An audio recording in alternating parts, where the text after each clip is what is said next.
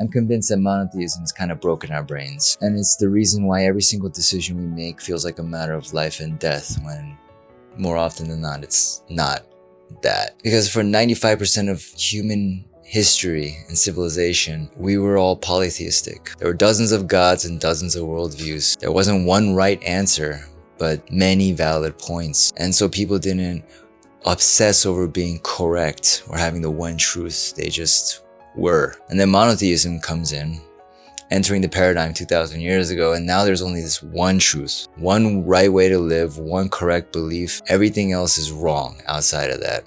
And people are even killing each other for the one right answer. And that's why today, even though we're mostly secular, we still think in this monotheistic paradigm. Academics are always focusing on the one right theory, the theory that proves them all. Politicians are always finding the one right way to live. Generations are fighting for the one correct way to value life, the lifestyle. And every single regular decision you make becomes a moral test of what is right and wrong. When there can only be one truth, then being wrong equals death in the unconscious mind. But life should not be about the one right answer, the one way to win. It should be about choosing many possible paths at all times, like humans did for most of reality. It brings more nuance and choice to life. It creates a spectrum of ideas. It makes us less conflict-based, because it has to happen when there's only one truth. A lot of our anxieties are not necessarily innate. They are driven by the culture,